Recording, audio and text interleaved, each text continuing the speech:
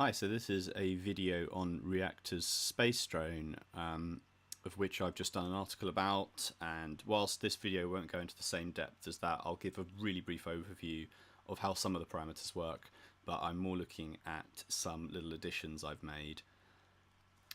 If you want to read more, I'll link to it in the description, but you can see it here on my website, and it's a lot more in depth, and it will also go into a bit more depth about how I've done the very small mods that I have made. I'll link through to the ensemble as well. Okay, so this is SpaceDrone. Users of Reaktor 5 and 6 might be familiar with it. It's a sort of ambient drone generator, as the name suggests, and it's always on. The only reason we're not hearing it is because I've got the gain turned down, so if I turn it up, you can hear we've got this kind of ominous soundscape without any MIDI input from me whatsoever.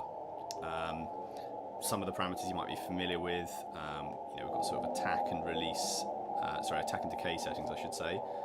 The module's actually based on a noise generator, and it uses 96 parallel voices to give various iterations of this noise different resonant bandpass filter settings, and then it spreads those around in a stereo spectrum. And in the B view, you've got this reverb. Anyone who's used this won't see this on the side. This is just a sort of little addition that I've added, and I'm going to have a look briefly at how I've done that. So if we go into the edit mode, SpaceDrone might look a little bit complex, but actually this is really all there is to it. Let me turn wire debugging off. If you compare this to the complexity of some of the other ensembles in Reaktor, this is not too bad. Obviously this has got the additions I've made, so it's slightly more complicated, but they're relatively simple. So let me just change the characteristics of this patch. I'm going to turn the dampening up to get rid of some of the high frequencies and turn the gain down a little bit. Maybe not. Okay. So what we've got here, as I mentioned, is some white noise, which is over here, and that runs into our bandpass filter. And then there's lots of maths and things going on here which I don't fully understand, but it's not too bad.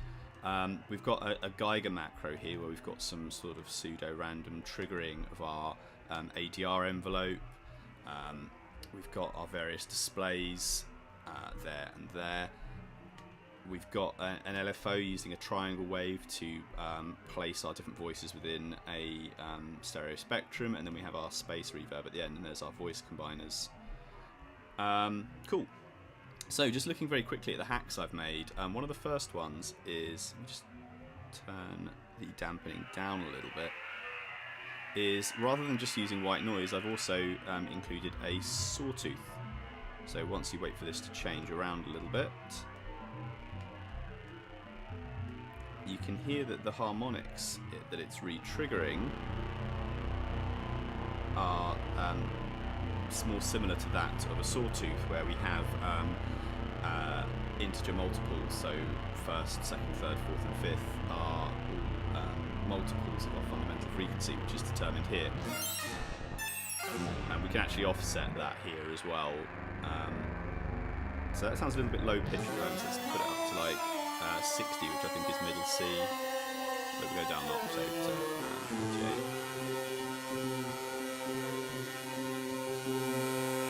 48. So I've also added a symmetry control here, so we have a perfect saw when we're at 12 o'clock, and then we have sort of triangle light waves to either side. I've also added a pulse wave, do some sort of pulse width modulation.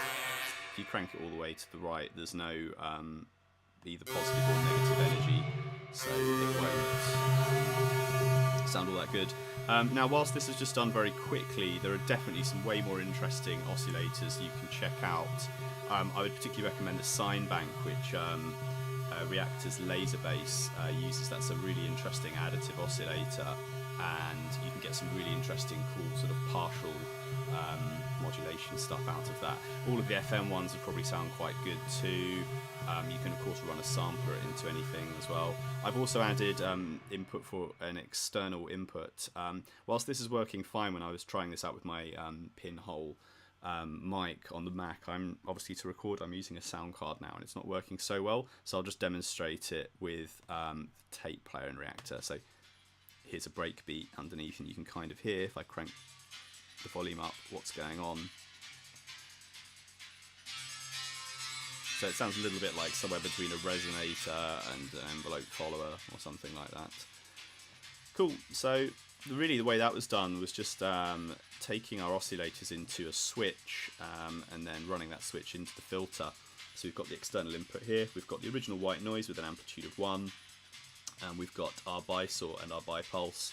The symmetry control is outputting, I think, either something between 0 and 1 for the width of the bipulse, but the width of the bisaw needed something like between 0 and 6, or -6 and +6, so I've just multiplied that by a value of 6. The next hack was to add MIDI control. So if I put this back on noise and I put it back on the drone switch, you can hear the patch is just going along as normal. Down a little bit. If I put it on MIDI, what that's going to do now is only be on whenever I trigger a MIDI note. And the way we've done that, again, is using a switch to go between the original routing, which was the Geiger counter, into the ADR. But the way I've done it is I've got a gate module. I don't actually need this router, that was actually erroneous for me. So I've got the gate module, which is our QWERTY keyboard input, and that gives us values of 0 to, well, actually it goes up to 6.299 something, which is the velocity that the QWERTY import defaults to.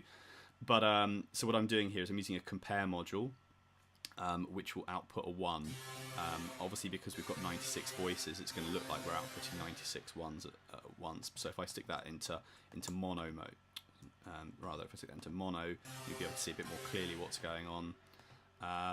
Cool.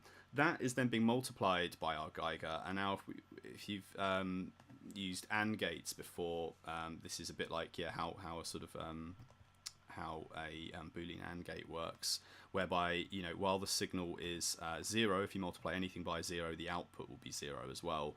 As soon as you press a key, that gives us a 1, multiplied by 1, so now we've got gate input. The next logical thing to do was to have the ability to disable this fundamental and offset and use the key tracking of a MIDI keyboard. So very simply, I've added another switch, so we've got the knob controlling it here. And then we've got our keyboard input here, so this is now redundant. Obviously this could be tidied up with like a stacked macro or something, but it's just how I've done it. So the note pitch comes in, and then we have a switch determining whether our original fundamental knob uses it, or whether it listens to the MIDI keyboard, and that importantly needs to be done before the pitch to frequency exponential function. MIDI notes are 0 to 127, but a lot of how SpaceDrone works is using frequency, which is in hertz, and this module will convert a MIDI pitch into what's this saying, like 146 hertz or something like that. So it's important that you do this before then. Technically, because the offset is afterwards, that should still work, although I don't think I've tested it. It does work, and we've got up to 32 times the original frequencies harmonic, so we can do some interesting stuff there. And that's basically it, really. Now, when you've got the MIDI gate and the keyboard pitch enabled, you can kind of play SpaceDrone. Now, at the moment, it sounds like a little bit naff, but if we were to, you know, really ramp up the reverb and add some attack and the decay, and, you know,